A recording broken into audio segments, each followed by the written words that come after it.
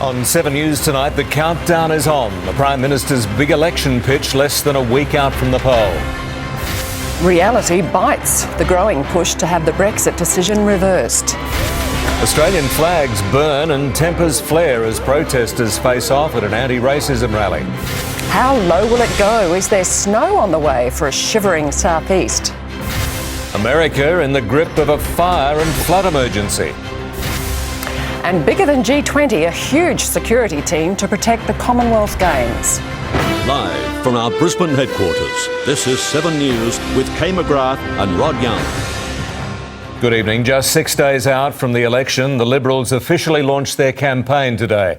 Former Prime Ministers John Howard and Tony Abbott were praised by Malcolm Turnbull, who urged voters to do what they'd done and stick to the plan. The party leader focused on the economy, border control and stability and warned against rolling the dice on independents or minor parties. As we head into the home stretch of the campaign, Seven's political correspondent Mark Riley says we can expect to see some fireworks. Final week of political pyrotechnics, Rod. We're already being bombarded with a seemingly endless barrage of attack ads from both sides, and that is only going to intensify until the advertising blackout comes into force on Wednesday night. Labor will really ramp up that Medicare scare campaign. It is betting the house on that. And the government will go hell for leather on the economy. That is its traditional strong point. You know, the closer election campaigns are, the uglier they get in their final days. And this one is shaping up to get really ugly. Mark Riley. Well, 48 hours after the Brexit vote in Britain, some think they can reverse the decision in Parliament with another referendum. The move looks destined to fail after a poll that split voters by age, class and geography. Scotland has reignited the debate about its own independence in a kingdom no longer united. Brisbane has shivered through its coolest night of the year and the cold snap set to send temperatures plummeting even further. While there's been no sign of snow just yet, frost has blanketed towns in the border region near the Girrawheen National Park. But it was Stanthorpe where the mercury fell the most to several degrees below zero. The weekend's mornings have been quite chilly here in the city. Forecasters say that it'll be a completely different story tomorrow. The daytime temperatures are going to be very cool, so best pack as many layers as possible for work and maybe even those school holiday activities tomorrow. And for those families trying to chase the snow, well, there is still a slim chance that it will fall on the granite belt tomorrow night. Thank you, Simon Love. Paul Burt joins us now live. And Paul, where exactly is this chill coming from?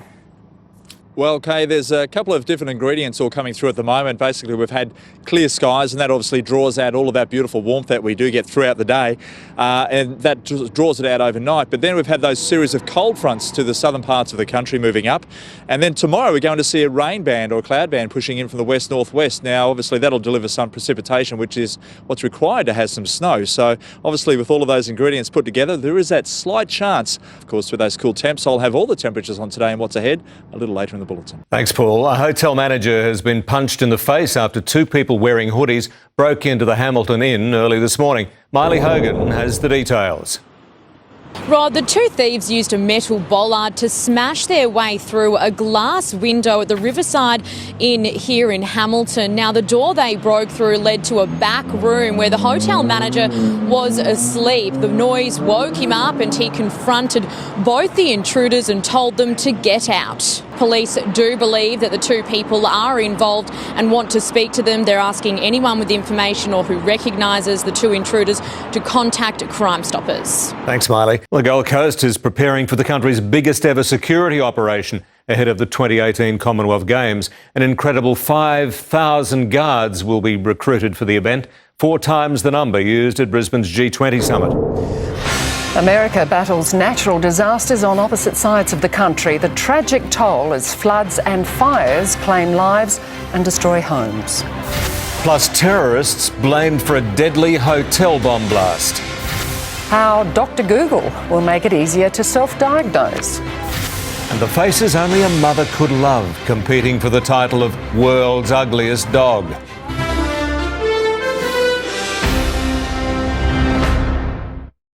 The UK crisis. Koshi live in London. Every point covered in the heart of the chaos. How it will affect you. Sunrise tomorrow. Online self-diagnosis is set to become a little easier and perhaps more reliable. Google has joined forces with the Harvard Medical School and American medical researcher Mayo Clinic to provide more accurate diagnosis for online users. The new service, called Symptom Search, offers better advice and possible treatment options. 15 people have been killed in Somalia by al-Shabaab terrorists at a hotel in Mogadishu. They detonated a car bomb at the hotel's front gate before suicide bombers made their way inside and took hostages. Police tried to retake the building, but the terrorists detonated explosive vests, adding to the toll. South Korea has commemorated the start of the Korean War 66 years ago. Locals watching performances and speeches as the Prime Minister condemned ongoing hostile acts by the North. North Korea marked the occasion with a show of military power. Tens of thousands watching the country's army march through the streets. But since no surrender has ever been signed, technically both nations are still at war. And the winner has been crowned at this year's World's Ugliest Dog contest in the US. Sweepy Rambo is a 17-year-old Chinese-crested Chihuahua who's blind in both eyes. Sweepy's owner's now $2,000 richer and receives a 2-metre-tall trophy that's almost as ugly as his dog. Still to come, the Gold Coast father desperate to have another child, how his desire to bring another life into the world has changed his own. Last shout, protesters take to the streets ahead of the new liquor licensing laws. The new Aussie mouthguard saving kids' teeth and parents' money. And in flashback, the workplace conditions, they were anything but safe. The risky business of building a Brisbane landmark.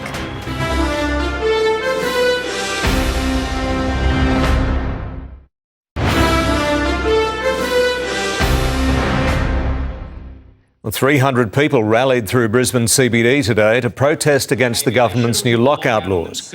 Protesters are concerned the laws will force some pubs to close down and workers to lose their jobs. The first stage of the new laws kick in on July the 1st this year. The controversial 1 a.m. lockout has been delayed until February next year. Targeted again, the local bottle shop held up twice in 1 week as the latest axe-wielding bandit is caught on camera. The charity, which launched the career of a catwalk star, helps another young man's dream come true.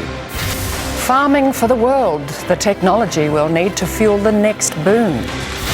And saving money on stockings, the tests that reveal which brands last longer.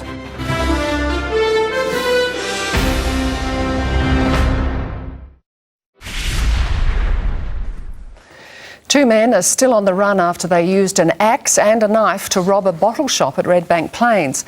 The pair were wearing balaclavas when they stormed into the Liquor Legends store last night and demanded money from the terrified attendant. When the woman opened the register, the men grabbed cash and then took off. Police patrols failed to track them down. As Brisbane petitions for another river rail crossing, we flash back to the construction of the city's first. There were few safety measures and workers risked their lives for the landmark project. Don't miss that story soon on 7 News. But right now, we welcome Shane to the desk with the day's sport. Thank you, Kay. Hello, everyone. Coming up, Greg Bird loses the plot again as the Titans are raided at Rabina. Queenslanders might still be celebrating from Wednesday night, but Orange is doing little for the Broncos' cause after being bullied by the Bulldogs' big men. Plus, Narky Nick, Kyrgios slamming reporters before Wimbledon even starts. And the goal of the tournament turns the Euro on its head.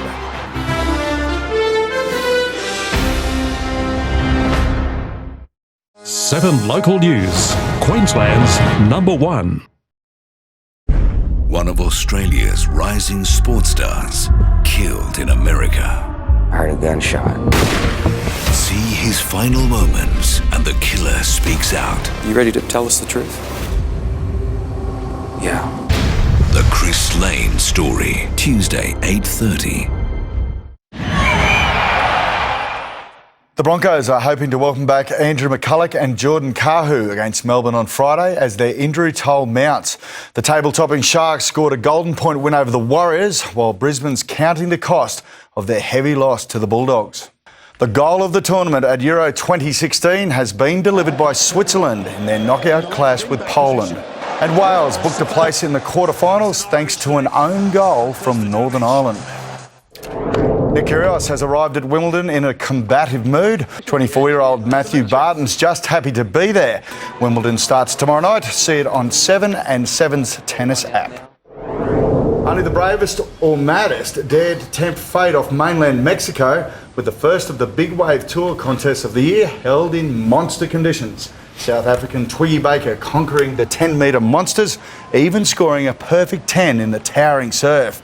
I would have been happy not to get called up, I think, Kate. You showed them, I think. Thanks, Shane. Now, with a look at what's coming up in Sunday night, here's Melissa Doyle. Thanks, Kay. Tonight, catching the Stockos, the father and son fugitives, and the true crime story that gripped the nation. The Stockos are believed to be armed and dangerous. They have previously fired shots at police. Their 8-year crime spree. You said you're not scared of them. Not in the bloody slightest. There's a good chance they'll be watching this. Oh, good on them. Come back, fellas. How their brave victims helped bring them to justice. On Sunday night, after House Rules. Stay with us now, though. Fuelcasters next. Then in flashback, how construction of Brisbane's first river rail crossing broke all the workplace health and safety rules. And with some patches of cloud and a bit of rain tomorrow morning. I'll have all the weather details for you after the break.